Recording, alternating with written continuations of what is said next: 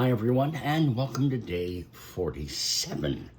Now, on day 42, I was wearing a shirt that said I was a Whovian before Whovian was cool. So today I'm wearing a shirt that simply reads, "Don't Blink." That was the introduction of, at the time, one of the scariest monsters that Doctor Who had ever brought in. They kind of got defanged over the run of the series after that, but living statues, that was scary.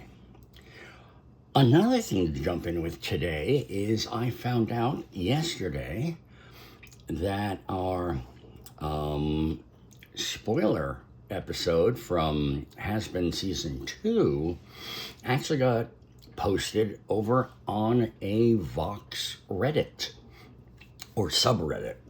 Admittedly, it was something along the lines of, even Santa Claus is a fan of Vox.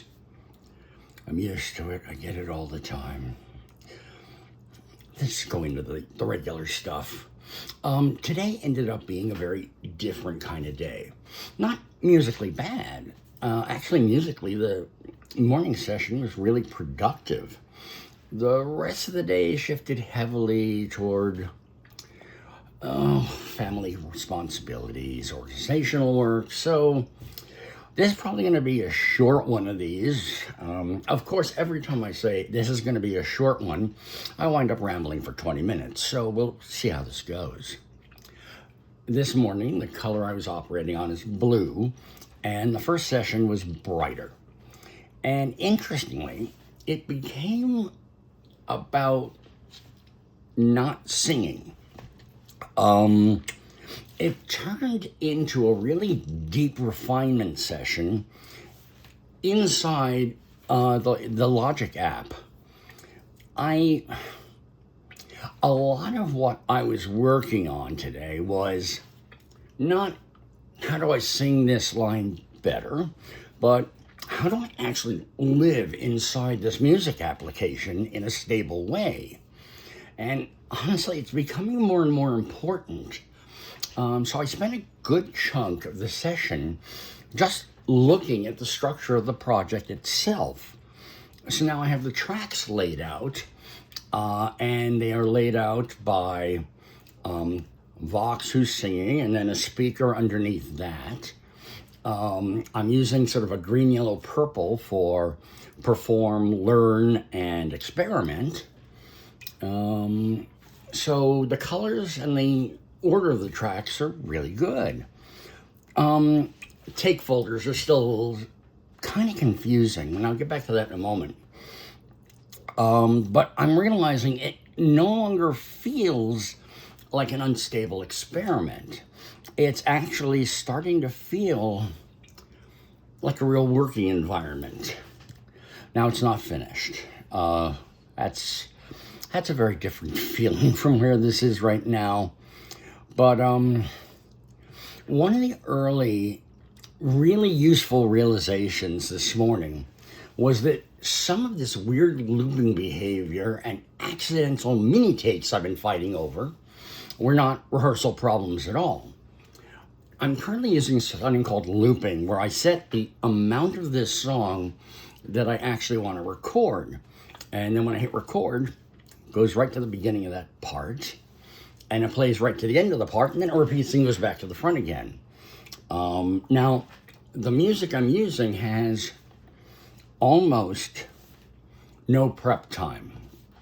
And there's a speaker, and then well, that was bound to happen.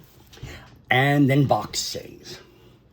So there's like no time to prepare and get ready.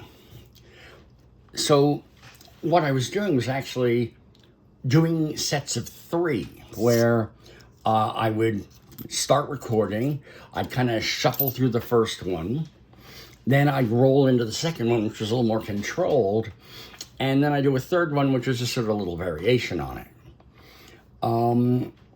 The reason for this was that I couldn't stop recording fast enough, and if I didn't get there fast enough after singing a line, it would start recording the next line, whether I wanted it to or not, and that's where these little mini takes were coming up. So it wasn't a rehearsal problem. This was really a physical situation of the environment that I've set up for myself. Now, I work in basically what's known as the Apple Vision Pro ultrawide environment. And this is effectively a VR representation of my computer, assuming my computer had a 120-inch wide screen and a normal height. The reason behind that is that way I can keep notes and lyrics and logic fully expanded all in front of me at once. And that does help. But what it means is that there's actually travel distance involved while recording. You're trying to move from your notes quickly enough to hit the stop button after a take, and that's causing the loop to restart because I couldn't get there in time. This kind of sounds ridiculous until you realize, no, it actually would be considered an ergonomic issue. And I did some experimentation, and I found out that the space bar is supposed to stop logic. But when I hit play and hit the space bar, it would basically stop where the playhead was, go back to the top of the playhead, and go again. So that definitely wasn't the solution. But when I did it on record, it stopped. And spacebar is definitely easier to get to than dragging the mouse halfway across a 120-inch screen. So that annoyance, that work friction, if I can call it that, started settling down. Let's see. The other realization involved count-ins and tempo feel. So I had disabled these two things because they rely on the tempo of the piece that you're performing. And I know what tempo was. Now, to define those, count-in is basically 4 clicks in time with the music before the music starts.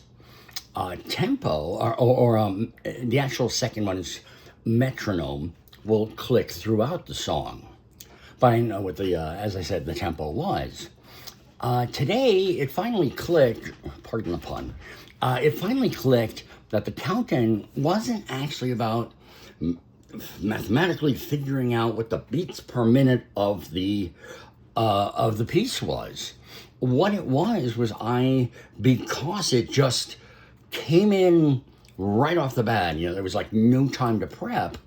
It really was about giving myself enough mental and emotional runway to actually get into the mindset and the piece before I had to hit the ground running with the vocals. And that changed the whole way I was looking at it.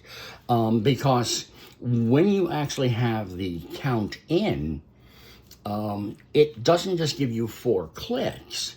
If you're working in a looped piece of music, what happens is it actually backs up 4 clicks in the music, starts running the music, but doesn't drop a record head, so to speak, until the marker for your loop.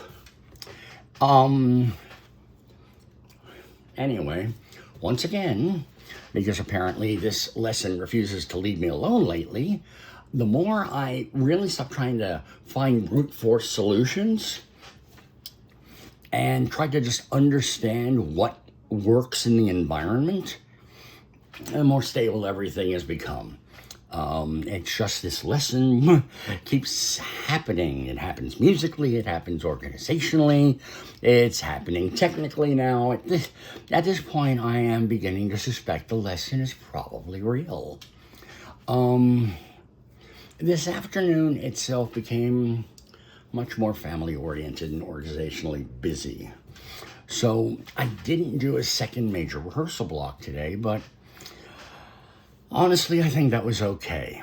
One thing I'm becoming increasingly aware of is that making sure I can go from day to day, from week to week, and sustain it matters just as much as the intensity. There's a huge difference between building momentum and simply grinding yourself into the floor because you think productivity always has to look dramatic. Lately, there's been a lot of behind the scenes organizational and continuity work, I guess, happening for me for the project. Most of it is admittedly not really glamorous, but I think I am accepting more that they are roadways to what will be more complicated organization as this journey evolves. So these new things are part of the journey, but as the journey travels, there's going to be more. And one thing I need to emphasize is that my organization does not drive the music drives the organization. Because if all the organization in the world basically says, well, I can't practice today, I'm not serving the real purpose of the journey, which right now is the music and improving it. So that is something I'm keeping a really close eye on. Yeah, that is important. But if I keep the balance, if I remember what the priority is, and that is learning the music, performing the music, improving my performance of learning the music, the creativity work will continue safely through the entire travel of the journey. I think I covered the morning, I covered sort of the quietness that was the afternoon. I'm going to really cut this one short today, and I think I didn't go 20 minutes. I will probably wrap things up. As always, thank you. I will say that every episode, no matter how many people I do or don't have listening, because I want anyone watching an episode at this point to understand that there is real appreciation here. I don't know which way this journey is going to go. I only simply have an end point of where I'd like it to go. So every day is a little different, and it's becoming what it's becoming, and that kind of doesn't help a lot. As always, send me feedback, because yesterday I asked whether or not people would be interested in me doing more deep dives into other music from Has-Been from a theatrical point of view. I really think that would be a lot of fun. But that is more work, and I'll have to figure out where the hell I'm going to put it. So we're going to keep it short, even though I'm rambling. That will end today, 47. Tomorrow's 48. We're coming up on 50. Wow. So until 48, until tomorrow, later.